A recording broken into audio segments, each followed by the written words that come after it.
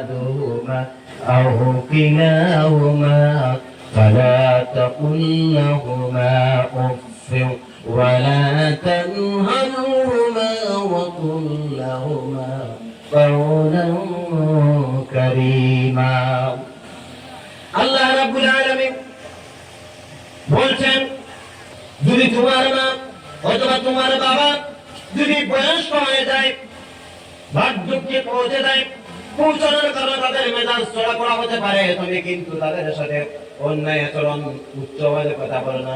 ভাই বন্ধু সকল, আমরা যত মানুষ এখানে আছি, আমরা মানুষের সাথে কথাবার্তা বলি কি বলি না?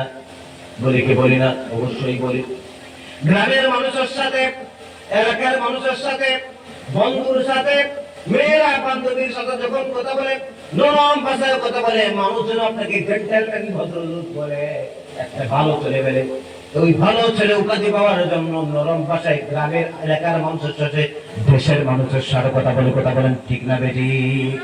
কিন্তু আমি যখন আমার বাড়িতে চলে যাই, বাড়িতে যাওয়ার পরে যখন নিজের মায়ের সাথে বাবার সাথে কথা বলে, তখন কোন সময় উচ্চ আওয়াজেও কথা বলে, আবার কোন সময় নরম হয়েও কথা বলে, কথা বলে ঠিক না বেটি?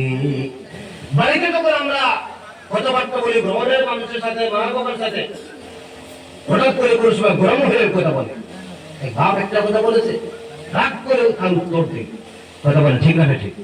কিন্তু বাড়িতে যেই আপনি আচরণটা করেন, এলাকার মানুষের সাথে কিন্তু সেই আচরণটা করেন না। কেন করেন না? একটা জিনিসের জন্য, শুধু সে তো আপনাকে একটা সার্টিফিকেট দিয়ে আপনি ভালো মানুষ, ছেলেটা খুব ভালো, নমনীয় ব্যবহারটা, এই নমনীয় ব্যবহার, নম্র ভদ্র থেকে আমি এই উপাধি পাওয়ার জন্য দুনিয়ার মানুষের সাথে নরম সুলভ আচরণ করি। কিন্তু এই দুনিয়ার মানুষ যদি আমাকে কঠিন বলে, আমার কোনো যায় আসে না, যদি আমার আমার জন্য দোয়া করে, কথা বলে ঠিক না বেটি?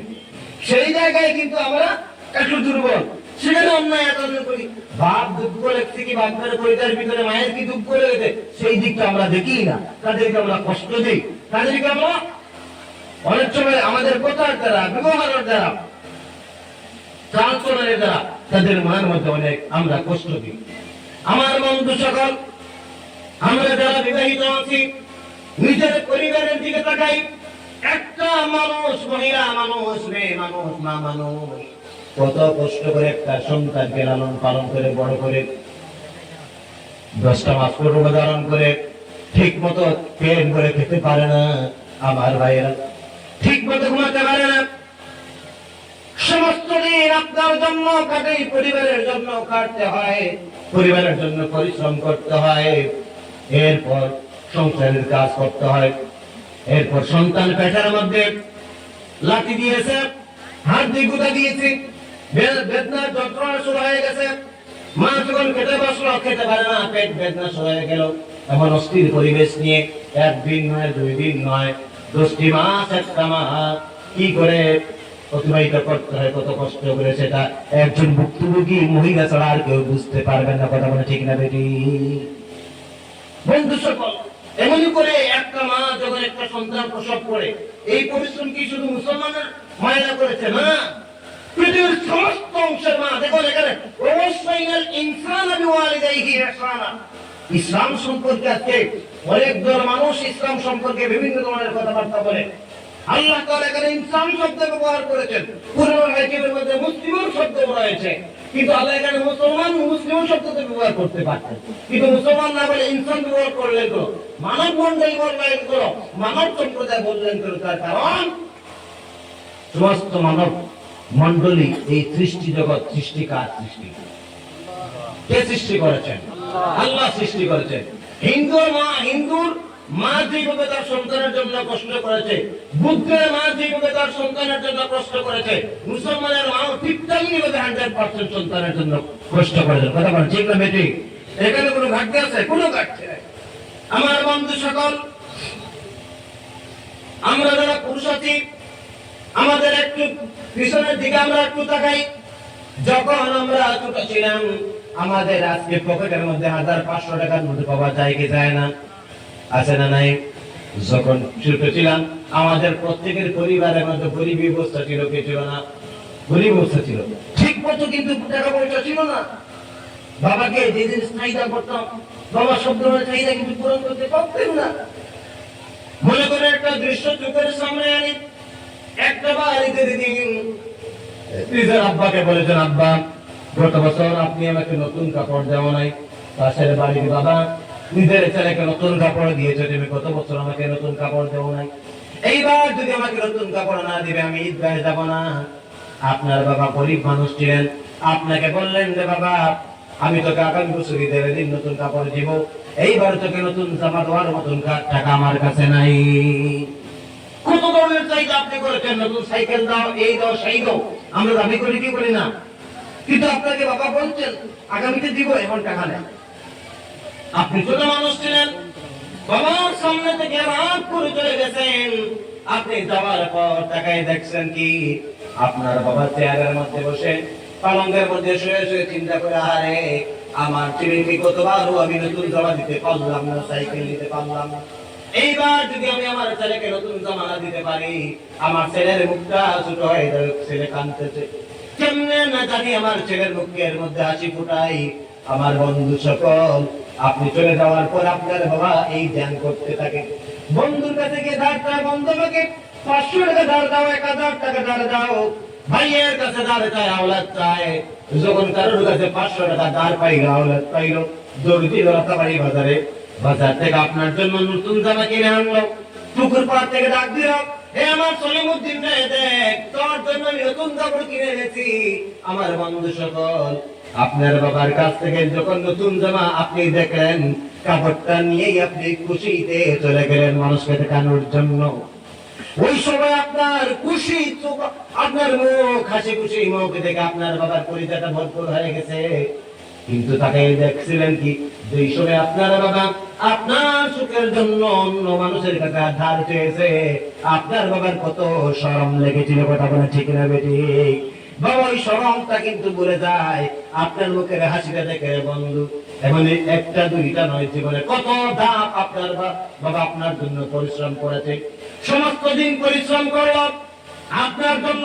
রাত্রিবেলা বাড়িতে গেছি, ঘুমাতে পারে না, ঠিক মতো গায়ে ব্যথা, পেটে ব্যথা, পায়ে ব্যথা, পরিশ্রমের কারণে হয়ে গেছে।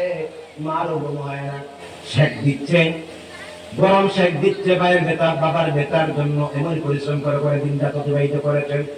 আমার বন্ধু বলছে এই পারিশ্রমিক মানুষ আজকে এরা বয়স্ক হয়ে গেছে, বুড়া হয়ে যাওয়ার কারণে তাদের শরীরের ইমিউনিটি পাওয়ার আর আগের মতো নাই। আগের মতো আর পরিশ্রম করতে পারেন না, আজকে তারা রুচি করতে পারেন না।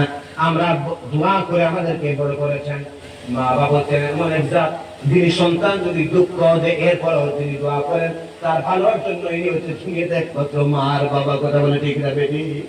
সন্তান যদি বাবাকে হাঁটাও দুঃখ করে, কিন্তু এর বাদেও মা বাপ চিন্তায় করে যদি দোয়া করে সন্তানের জন্য ভোগ দোয়া করে না, কি করে দোয়া করে আল্লাহ আমার সন্তান ভালো করে দোয়া করে দিন না, আপনার জন্য দোয়া করে আপনার জীবনে একটা পর্যায়ে আপনাকে পৌঁছালেন। রোজগারি হলেন, টাকা পয়সা রুজি করতেছেন, রুজি করে আজকে ঈদের দিন আপনি বাড়িতে যান, বাজারে যান, বাজারে গিয়ে ঈদের চলার জন্য 2000 টাকা দিয়ে জামা কিনেন, আর বিবির জন্য 5000 টাকা দিয়ে শাড়ি কিনেন। আর যে বাবা আর মা এত কষ্ট করে আপনার জন্য কষ্ট করলো, সেই বাবার জন্য 300 টাকা দিয়ে লুঙ্গি কিনেন, আর মার জন্য 500 টাকা দিয়ে শাড়ি কিনেন, কথা বলে ঠিক না বেটি? একদিন না আপনার জন্য নতুন কাপড় পরতে পারেন, এই ভালো কাপড় সারাগুলো লুকিয়ে রাখতো বাবার সামনে থেকে, কিন্তু আপনার জন্য ভালো একটা কাপড় ছিল না, আশপাশ বেড়ানোর জন্য উপযুক্ত কাপড় ছিল না, এই কারণে বেড়াইতে যাইতেন না। একদিন মা পড়তে পারে নাই আপনাদের জন্য, আর আজকে সেই মা বয়স্ক হয়ে গেছে, আপনি রুজি করতেছেন, বিবির জন্য 5000 2000 খরচ করতেছেন, আর মার জন্য 500 টাকা আপনার বার হয় না। কেমন বিবেকবান মানুষ আমরা!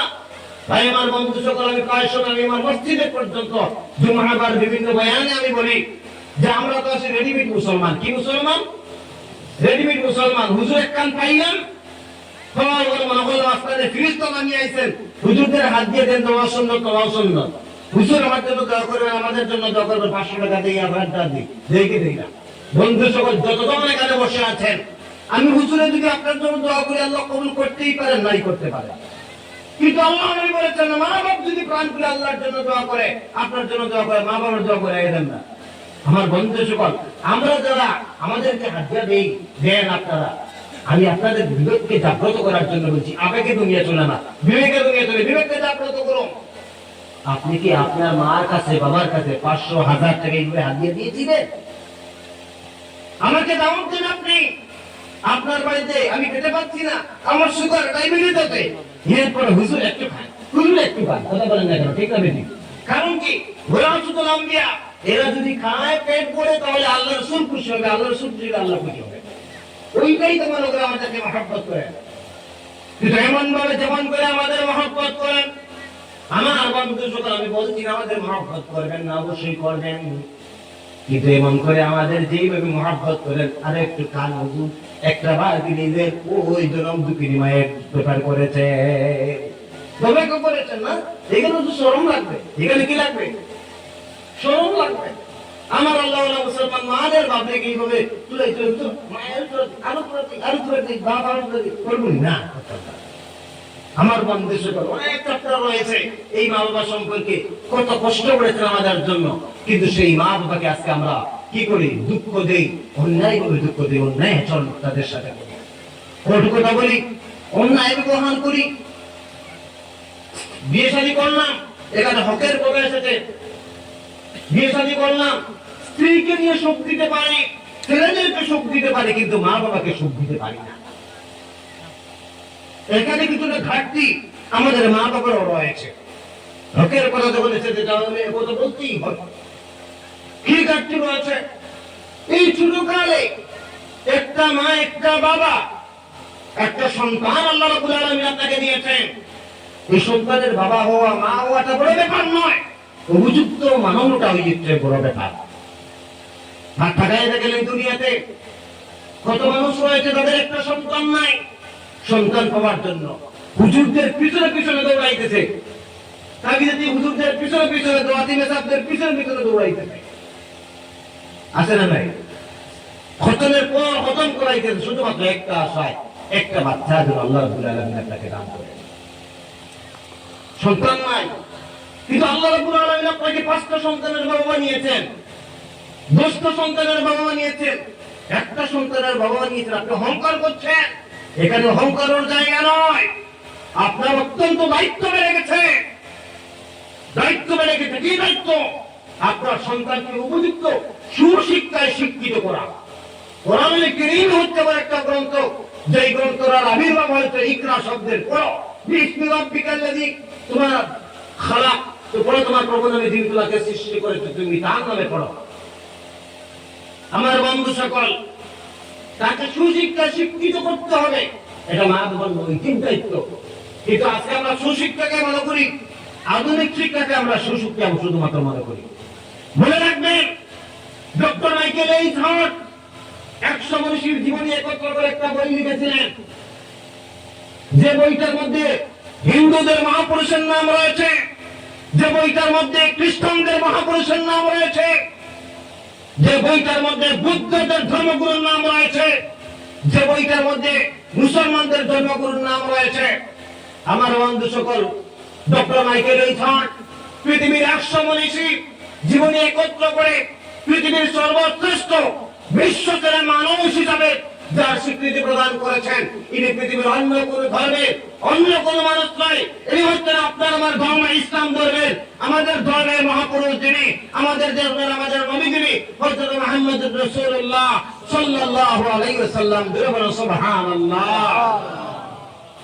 আজকে আধুনিক শিক্ষা, বিশ্বনবী কোন শিক্ষায় শিক্ষিত ছিলেন? আল্লাহ নবী ছিলেন আল্লাহ কোরআনের জ্বলন্ত একটা ডিসপ্লে প্রমাণ। আল্লাহ কোরআন, বিশ্বনবী মদিনাতে যখন হেঁটে হেঁটে যেতেন, সাহাবীরা ভাবতো যেন আল্লাহ রাসূল আপনার জ্বলন্ত কোরআন হেঁটে হেঁটে যাচ্ছে। বুঝতে পারছেন? সমস্ত কোরআনের ডিসপ্লে হচ্ছে, নমুনা হচ্ছে আল্লাহ রাসূল সাল্লাল্লাহু আলাইহি ওয়াসাল্লাম। আমার আল্লাহওয়ালা মুসলমান, আল্লাহ নবী ছিলেন কোরআনের শিক্ষায় সুশিক্ষিত, এটাই হচ্ছে বিশ্বের সবথেকে উচ্চ শিক্ষায় শিক্ষিত। আজকে আমাদের মধ্যে একজন মানুষ মনে করে আধুনিক শিক্ষাটাই হচ্ছে প্রকৃত সুশিক্ষায় শিক্ষিত হওয়া। আসলে আধুনিক শিক্ষায় শিক্ষিত অবশ্যই আপনি হবেন, কোরআনুল কারীমের মধ্যে তো আধুনিক শিক্ষা আছে না নেই? আধুনিক শিক্ষা কোথা থেকে গবেষণা আবির্ভাব হয়েছে? আপনার কোরআন থেকে রিসার্চ করেই হয়েছে। আমার আল্লাহওয়ালা মুসলমান, নৈতিক শিক্ষা আর আদর্শগত শিক্ষা পাওয়া যায় একমাত্র আল্লাহর কোরআনে। আমাদের মা বাবার একটু আপনার এখানে একটু সমস্যা আছে কোন জায়গায়, যে আমরা নিজের বাচ্চাদেরকে ছোটবেলায় আমরা প্রকৃত সুশিক্ষায় শিক্ষিত থেকে দূরে থেকে আমরা আধুনিক শিক্ষার ভিতরে দৌড়াই। বর্তমান মডেল আধুনিক শিক্ষা থেকে নাম দেওয়া হয়েছে। এই মডেল নামের শিক্ষায় আমরা দৌড়াই। দৌড়ানোর কারণে ওই বাচ্চাটা তার মন মানসিকতা আমরা বাচ্চা বয়সে কিন্তু চেঞ্জ করে দিই। বাচ্চা বয়সে চেঞ্জ করে দিই। চেঞ্জ করার কারণে বড় হয়েছে মাকে মা বলে না, আর বাপকে ঠিক মতো আর বাপ বলে নাকি অন্তর দিয়ে নয়, শুধুমাত্র মুখ দিয়ে। অন্তর দিয়ে নিজের ধনকে মা বলে, অন্তর দিয়ে নিজের সম্পদকে মা বলে। যদি ধনকে মা না বলতো, বাবাকে 100% যদি বাবা বলতো, তাহলে বাবাকে মাথার তাজ হিসেবে রেখেই দিত। কথা বলে ঠিক না বেঠিক? মাকে মাথার তাজ হিসেবে রেখে দিত। এখানে ঘাটতি আছে। মা বাবা বাচ্চা বয়সে প্রকৃত সুশিক্ষা শিক্ষিত করেন নাই। আর প্রকৃত সুশিক্ষাই শিক্ষিত কোনটা? বুনিয়াদী শিক্ষা, বুনিয়াদী দিনী শিক্ষা। এই প্রকৃত বুনিয়াদী দিনী শিক্ষা যদি থাকতো, তাহলে সে হক না হক, অন্যায় ন্যায়, হারাম হালাল সব বুঝতে পারতো। কথা বলে ঠিক না বেঠিক? আমার বন্ধু সকল, এখানে আমাদের মা বাবার একটা ঘাটতি আছে, যে বুনিয়াদী শিক্ষার ব্যাপারে আমাদের এরা ঘাটতি দেখেছিল বলে আজকে কিন্তু তারা এই অন্যায় করতেছে। বড় হয়ে সাংসারিক হলো, সাংসারিক হয়ে আপনার মা বাবার কথা মতো আর চলে না। বিয়ের আগে দেখবেন সন্তান থাকে এক পর্যায়ে, বিয়ের পয়লা হয়ে যায় অন্য পর্যায়ে। কথা বলে ঠিক না বেঠিক? বিয়ের আগে এক পর্যায়ে, বিয়ের পরে অন্য পর্যায়ে। এরপরে মা বাবার আরো অনেক দায়িত্ব রয়েছে। কি দায়িত্ব? এখানে যে হক সম্পত্তি বন্টনের ব্যাপারে আপনার বাবা আপনারও দায়িত্ব রয়েছে। যেভাবে সন্তানকে মা বাবার প্রতি যত্ন নেওয়ার দরকার আছে, ওনাদের হেলমেট করার দরকার আছে, বাবারও দরকার আছে সন্তানকে তার পূর্ণাঙ্গভাবে 100% অধিকার হক দেওয়া। এখানেও অনেকাংশে দেখা যায় অনেক মা বাবার অনেক ঘাটতি। কেমন ঘাটতি? একটা ছেলে, একটা বাবার মার 5টা ছেলে, ছেলে মেয়ে আছে 5 জন।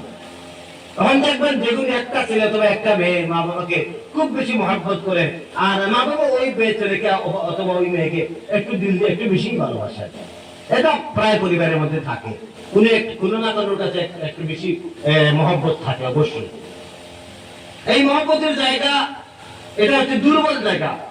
আপনি মহব্বত করতে পারেন, কিন্তু এই মহব্বতের জন্য যেন তার রক্তের ব্যাপারে যেন মা বাবা আপনি ঘাটতি না করেন। দয়া করে বললেন না, এই ছেলেটা আমাকে চাইতেছে, আমি তার নামে সম্পত্তি আদা লিখে দিই। কিংবা তো আপনার কি আছে, যতটুকু তোমার কথা তা না দিয়ে একে আমি কি করি, একটু বাড়িয়ে দিয়ে দিই, যেহেতু আমাকে একটু ক্যান্ডিয়াল করেছে। আপনি করতে পারবেন না, খবরদার, খবরদার, এটা করতে পারবেন না। আপনি কার সিদ্ধান্তে হাত দিচ্ছেন? আপনি আল্লাহর সিদ্ধান্তে হাত দিচ্ছেন। আপনি যে মহব্বত যতই উনি করুক না কেন, কেউ যদি আপনার দিকে তাকায় না, এরপরে আপনি তাকে তার হক দিতে হবে। আপনি তাকে তার হক দিতে হবে, তার প্রাপ্য, তার পাওনা। এখানে যদি একজনকে দেন 2 বিঘা আর একজনকে দেন 1 বিঘা, আপনি দিলেন বিঘা দিলেন তো দিলেন, এখানে ঘাটতি করেছেন। এর জন্য দায়ী কিন্তু আপনি। আর কিয়ামতের ময়দানে ওই সন্তান কিন্তু আপনাকে কাট করে দাঁড় করাতে পারে, দাঁড় করাতে পারে। যদি সে ছাড় দিত আলহামদুলিল্লাহ আপনি বেঁচে গেলেন, আর যদি সে ছাড় দেয় না, তাহলে কোন অবস্থাতে আপনার 10টা হজ যদি থাকে, তাহলে 10টা হজ কোনো কাজে আসবে না। হকের মধ্যে ঘাটতি করার কারণ, হক নষ্ট করার কারণ। এটা হচ্ছে পারিবারিক হক, সন্তানের হক, মেয়ের হক আছে। অনেক বাবা মেয়েদের পর্যন্ত তাদের পূর্ণাঙ্গ অধিকার দেন না। কেন দেন না? বলে না, একে তো বিয়ে শাদী বানানোর সময় অনেক টাকা পয়সা খরচ হয়েছে, এই কারণে ওই দিকে একটু ঘাটতি করেন। আছে না নাই? আপনাদের এখানে মধ্যে বলে নাই, আপনাদের এখানে আছে নাকি? আবার আশ্চর্য বিষয়, কি আশ্চর্য বিষয়! আপনার একটা ছেলে যদি তার বড় অসুস্থ হয়, ওর অসুস্থতার ব্যাপারে আপনি যেটা খরচা করতে পারেন, তাকে সম্পত্তি কি আর কম দেন? একে তোর সম্পত্তি ভাগ বন্টনের ব্যাপারে কম দিলে বলে তোমার চিকিৎসার ব্যাপারে আমার লক্ষ লক্ষ টাকা খরচ হয়, তোমাকে সম্পত্তি একটু কম দিব, দেন কি? না তো দেন না, তো সমান দেন। তাহলে মেয়ের ব্যাপারে এই দুর্বল সুযোগ দেন কেন? এমনিতেই মেয়েরা বড় হবে না করে আছে, বড় হবে হলে চলে। সমস্ত লাইফটা একটা পরিবারকে ছেড়ে আরেকটা পরিবারের গিয়ে পিছনে গিয়ে কাটতে হয়, দিন রাত পরিশ্রম করতে হয়। একটা মেয়ে তার অধিকার থেকে তাকে বঞ্চিত করতেছে বিয়ে শাদীর নাম করে। বিয়ে দিয়ে দেওয়া একটা বাবার অধিকার, আপনি অবশ্যই দিতে হবে। তার হোক যেমনি পারেন ওটা আপনি কাভারেজ করবেন, কিন্তু এই বিয়ে দেওয়ার কারণে আপনি তার হক থেকে তাকে ঘাটতি করবেন বিয়ে দেওয়ার জন্য, বলে না এটা কোনো অবস্থাতে মেনে নেওয়া যায় না, শরীয়ত এটাকে বৈধ বলে স্বীকৃতি দেয় না, শরীয়ত আপনাকে অপরাধী হিসাবে স্বীকৃতি দান করে। আপনি অপরাধী কার কাছে? ওই অপরাধ যদি মেয়ে কি করে যদি মার্জনা করে দেয়, তো হয়তো আল্লাহ তাআলা রিজাক দিতে পারেন, নয় দিতে পারেন, এটা আল্লাহর ব্যাপার। কারণ এই সিদ্ধান্ত কার? আল্লাহ। আপনি আল্লাহর সিদ্ধান্তে হাত দিয়েছেন, খবরদার। মহা সমস্যা কিন্তু আছে। দেখা যায় দুনিয়াতে অনেক জায়গায় দেখা যায়, অনেক জায়গায় দেখা যায় মা বাপ যেই সন্তানের প্রতি মা বাপ একটু অবহেলা করতো, যাকে বেশি মায়া করতো, দেখা যায় এই ছেলেটা কিন্তু তাকে আপনার খোঁজখবর করে না, খোঁজখবর করে না বয়স্ক হয়ে যাওয়ার পর। কিন্তু মা বাপ যে সন্তানকে অবহেলা করতো, কোথায় কোথায় গালি দিত, একটু খাটো নজরে দেখতো, কি বা কারণে, হয়তো কোনো দুর্বল কারণ ছিল, দেখা যায় ওই ছেলেটাই মা বাবাকে বৃদ্ধ বয়সে তার খবর করে। যাকে অবহেলা করা হয় সে এই জিনিসটা করতেছে। যেই মেয়ে আপনি যেই ছেলের জন্য, আপনি কার জন্য এইগুলো রাখতেছেন? ছেলের জন্য। অবশ্য প্রত্যেক বাবাদেরকে আমি বলি, তাকায় দেখেন, আপনারা যেই মেয়েগুলোকে বিয়ে দিয়েছেন, শাদী দিয়েছেন, অন্যর ঘরে তুলে দিয়েছেন, তাদের হক যদি 100% যদি আপনারা অধিকার না দেন তাদেরকে, এরপরেও কিন্তু শ্বশুর বাড়ি থেকে তারা প্রতিনিয়ত মা বাবার খবর নেই। কথা বলে ঠিক না? মা বাবার খবর নেই। আপনার সন্তান পুত্র অতটুকু খবর নেই, অতটুকু একটা মেয়ে মা বাবা সম্পর্কে খবর নেই। বাবা হারানোর পরে, মা হারানোর পরে আর ওই মেয়েটার বাবার বাড়ির প্রতি অত মহব্বত থাকে না যতটুকু মা বাপ থাকার পরে। আমার বাবারা কেমন করে আপনি তাদের হকের ব্যাপারে আপনি হাত দিতে পারেন? আপনি যতদিন দুনিয়াতে থাকবেন, পৃথিবীর ইতিহাস কি লালন করে চলতেছে, তাকাই দেখেন না কোন চতুর দিকে। মা বাপ মারা যাওয়ার পরে মেয়েরা কিন্তু আর বাবার বাড়ি খুব কমই আসে, শুধুমাত্র আপনাদের জন্য আসে। এমন দেখা যায় ওই মেয়ের স্বামী নিজের টাকা পয়সা খরচ করে পর্যন্ত শ্বশুর শাশুড়ি সেবা শুশ্রূষা করে না, ছেলে নেই। যাদেরকে অবহেলা করা হয় তারাই দেখা যায় খুঁজ করছে, আর যাদেরকে ভালোবাসা হলো, ভালোবাসা দিয়েই গেলেন মা বাপ, তারা আবার অবহেলা করে, আছে না নাই? এই কারণে আমার ভাইয়েরা, আপনারা এখানে ঘাটতি করতে পারবেন না। আমার বাবা যদি ঘাটতি করেন, তাহলে আল্লাহর কাছে আপনি একজন অপরাধী, অপরাধী, অপরাধী হিসেবে আপনি স্বীকৃতি লাভ করেছেন। এখানে থাকার দেওয়ার সমস্ত কিছু আল্লাহর ব্যাপার আছে। যখন বাবা সম্পত্তি ভাগ করে দিলেন না, হঠাৎ করে চলে গেলেন, একজন ভাইয়ের উপর জিম্মাদারি, বড় ভাই যিনি রয়েছেন পরিবারের, তার উপর জিম্মাদারি এই পরিবারকে লালন করা, এই পরিবারের দেখাশোনা করা। কিন্তু দেখাশোনা আপনি করেছেন বলে আপনি বোনের হক নষ্ট করবেন, ছোট ভাইয়ের হক নষ্ট করবেন না, আমি তোদের পিছনে আমার সমস্ত লাইফটা ব্যয় করেছি, আপনি করতেই পারবেন না। যদি আপনি সমস্ত জীবন দেখাশোনা করেছেন, পরিশ্রম করেছেন, এই করার কারণে যদি বাবার সম্পত্তি থেকে আপনি যদি সম্পত্তি ক্রয় করেন, এটা আপনার ব্যাপার। কিন্তু বাবার সম্পত্তি থেকে যদি আপনি তাদের হকের উপর যদি আপনি হাত দেন, তাহলে আপনি এই ব্যাপারে আপনি অপরাধী। আল্লাহ আপনাকে ছাড় দিবে না, আপনি নিস্তার পাবেন না, আপনাকে শাস্তি প্রদান করবেন। তবে হ্যাঁ, যদি ওই জায়গাতে বোন অথবা ভাই এরা যদি স্যাক্রিফাইস করে, না বাবা তো মারা গেলেন অনেক আগে, বাবা মারা গেছেন, এই ভাইটা আমাদের জন্য তার জীবনটা শেষ করে দিয়েছে, যেহেতু এই ভাইটা আমাদের জন্য এত কিছু করেছে, আমরা তার একটু রিল্যাক্স নেই, এটা তাদেরই ব্যাপার। যদি রিল্যাক্স নেন তো আলহামদুলিল্লাহ, যদি রিল্যাক্স না দেন, আপনি জোর করে এই রিল্যাক্স আপনি আদায় করতে পারবেন না, জোর করে রিল্যাক্স আপনি আদায় করতে পারবেন না। আমার আল্লাহওয়ালা মুসলমান, এই ধরনের সম্পত্তির ব্যাপারে আসেন। এরপরে আসেন সামাজিক হক, সামাজিক বিভিন্ন হক না হক রয়েছে। আজকে আমরা মনে করি সরকারের কোন ধন, সরকারের কোন ধন, এটা যদি আমরা পাই, যেমন একটা সাপোজ এক্সাম্পল, রাস্তার পাশে পাথর পড়ে রয়েছে, কোনো কাজে আসছে না, এমনি নষ্ট হচ্ছে, তাই এগুলো আমি আমার ঘরের মধ্যে নিয়ে রাখি, নিয়ে নিলেন, আপনি সরকারের সমস্ত জনগণের হক আপনি নষ্ট করেছেন। শরীয়ত এটাকে পারমিশন নেয় না। ব্যক্তিগত আমার সম্পত্তি আপনি নষ্ট করলে আমার কাছে জবাব দিতে হবে, আমি আপনাকে ধরপাকড় করব। কিন্তু কোন গভর্নমেন্টের, কোন সরকারের, কোন সামাজিক সংস্থা, কোন ইন্ডিয়ার কোন সম্পত্তি যদি আপনি নষ্ট করেন, হক যদি নষ্ট করেন, তাহলে ওই সমাজ, ওই সংগঠন, ওই দেশ, ওই জাতি আপনাকে যদি রিল্যাক্স করে, তবেই আপনি রিল্যাক্স পাবেন। একটা সম্ভব নয়। আজকে দেশের সম্পদ যেটা মনে করি আমি আমার সম্পদ, চট করে আপনার হনন করে নিলাম।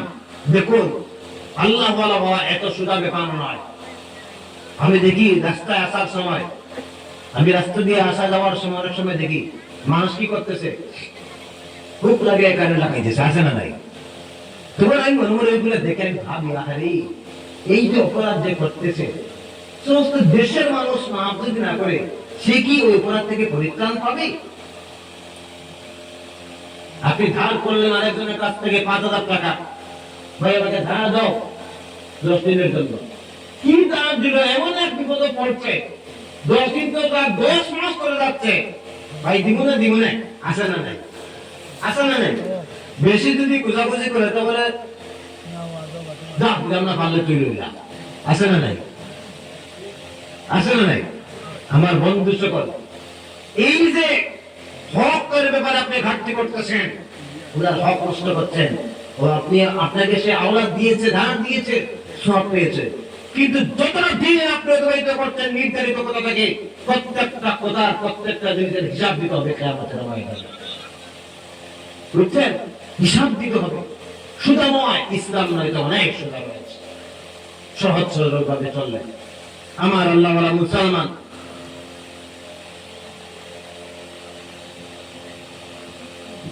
তো এই কারণে এই যে পিতামাতার হক, স্বামী স্ত্রীর হক, স্বামী স্ত্রীর ব্যাপারে আর একটা কথা সংযোগ করতে চাই। দেখুন, আল্লাহ রাসূল সাল্লাল্লাহু আলাইহি সাল্লাম, উনার 11 জন স্ত্রী ছিল। মতান্তরে কোন স্ত্রী কোনদিন কোন পার্লামেন্টে, আদালতে কোষার কোনদিন দ্বারস্থ হয়েছেন না, কেউ কোনদিন দ্বারস্থ হন নাই। আমরা একজন স্ত্রী রাখতে পারি না, কোনদিন শ্বশুর বাড়িতে সভা হয় মিটিং, কোনদিন নিজের বাড়িতে বিচার সভা, আছে না নাই? স্বামী স্ত্রীর ঝগড়া, আছে না নাই? কেন? ওর জন্য দুজন দায়ী। স্যাক্রিফাইস দি মনোভাব নেন, আর পশ্চিমা সংস্কৃতি দূরে ফেলুন, দিনের সংস্কৃতি গ্রহণ করুন, আপনার পরিবার শীতল হয়ে যাবে, শান্তি হয়ে যাবে। বিশ্বনবী ওনার আহলিয়াদের সাথে কেমন আচরণ করে চলতেন, সেই দৃশ্য নিজের বাস্তব জীবনে লালন করেন, ধারণ করেন, পরিবারের মধ্যে আপনার শান্তি চলে আসবে। আমরা তো পশ্চিমা সংস্কৃতি লালন করে আমরা পরিবার চলতেছি। আজকে আমি আসার সময় গাড়িতে বসে বসে করিমগঞ্জ থেকে একটা পাতাকান্দির একটা ছোট গাড়ি পাইলাম, সেখানে উঠে আমি আসলাম। তো আসার সময় বুঝলাম, গল্প করতে করতে বুঝলাম, আজ থেকে 10 বছর আগে আমাদের পর্দা প্রথা, আমাদের পারিবারিক প্রথার মধ্যে যে দিনের সংস্কৃতি ছিল, করিমগঞ্জ করেন আর ত্রিপুরা করেন, বাংলাদেশ করেন। আমি তো বাংলাদেশ কিছুদিন আগে সফর করে আসলাম। ভাই তাই উঠছেন না, আমি তো সময় নিতে জন্য, ঠিক আছে ও আমার তো পরিচিত ভাই, ঠিক আছে, যা বলতে দিলাম সেই কথা। বাংলাদেশ দেখলাম পর্দা নাই, দিনের সংস্কৃতি নাই, পশ্চিমা সংস্কৃতি গ্রাস করেছে। এখানে যত মানুষ বসে আছে, প্রত্যেকে আজ থেকে মাত্র 10 বছর আগে, 15 বছর আগে আমাদের এই এলাকার কালচার গুলো একটু চোখের সামনে এমন কেমন পর্দা ছিল। আজকে পর্দার মধ্যে ফ্যাশন, যারাই পর্দা করেন তার মধ্যে আবার ফ্যাশন আছে, আছে না নাই? তখন কিন্তু এই ফ্যাশন ছিল না। আমার আল্লাহ ওয়ালা মুসলমান, সংক্ষিপ্ত একটাই কথা, একমাত্র শান্তি, একমাত্র সুশীল সমাজ কোরআনের সমাজে রয়েছে। শান্তির সমাজ, শান্তির পরিবেশ পাবেন কোরআনের পরিবেশে। কোরআন ছাড়া কোনো জায়গায় কোনো সময় শান্তি আসতেই পারে না, আসতেই পারে না, আসতেই পারে না। জোরে বলুন না সুবহানাল্লাহ।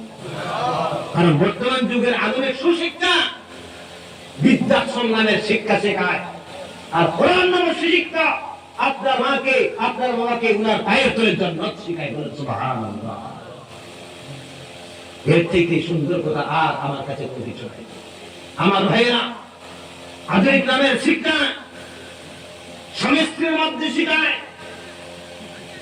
সমান পাওয়া, তোমার যত অধিকার আমার তত অধিকার।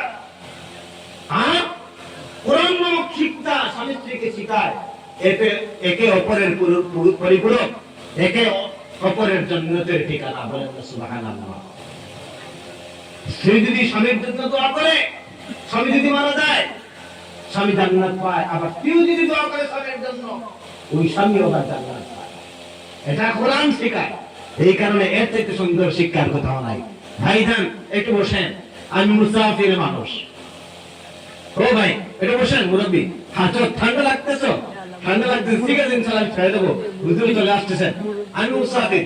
গতকালকে দরং ডিস্ট্রিক্টে আমার একটা প্রোগ্রাম ছিল, দরং ডিস্ট্রিক্ট একটা মাদ্রাসার দোস্তরে ফজিলতের প্রোগ্রাম ছিল, হামিদি মাদ্রাসা 11 ঘন্টা কোর্স করেছে। তো যথেষ্ট কালেকশন হয়েছে। এর আগে যে ছিল রূপহী মাদ্রাসাতে একটা মাত্র লক্ষ লক্ষ টাকা কালেকশন হয়েছে। আমার অত্যন্ত ভালো লেগেছে। আজকে তো আমি এই যুব সম্প্রদায় সম্পর্কে আর কোনো আলোচনা করি নাই, যেহেতু আমার বিষয়বস্তু দেওয়া হয়েছে সেই বিষয়ের উপর আলোচনা করার কারণে। সোশ্যাল ওয়ার্ক ফান্ডের ব্যবস্থাপনায় অত্যন্ত ভালো লেগেছে। আজকে এই সোশ্যাল ওয়ার্ক ফান্ডের ব্যবস্থাপনায় এখানে কোনো সাংস্কৃতিক সন্ধ্যার আয়োজন করা হয় নাই। আয়োজন করা হয়েছে আল্লাহর কোরআনের দিনের এবং বিশ্বের মধ্যে সবচেয়ে উত্তম শিক্ষার এক ব্যবস্থা এখানে উনারা করে দিয়েছেন। সুবহানাল্লাহ। আমরা তাদের ফান্ডের জন্য, এটার খরচের জন্য, ভবিষ্যতের এই ধরনের জন্য আরো ফান্ডের এবং এই ধরনের আয়োজনের দরকার আছে না নাই? কত বলেন আছে না নাই? আমার ভাইয়েরা, আমরা চেষ্টা করি ভবিষ্যতে ওই সমস্ত বিভিন্ন ফাউন্ডেশন যারা নাম দিয়েছেন, নাম দিয়ে এইগুলা করছেন, তারা যেন আরো দিনের ব্যাপারে, ইসলামের ব্যাপারে এবং সমাজের ব্যাপারে, শুধু ইসলামের নয় সমাজের ব্যাপারে, সমাজে সুন্দর থাকলে ইসলাম সুন্দর থাকবে, সমাজের মধ্যে সুন্দর থাকলে ইসলামের মধ্যে বাড়তি দেখা দেবে। এই কারণে সমাজে শান্তি প্রতিষ্ঠিত হয়, এই শান্তির জন্য তারা কাজ করবেন।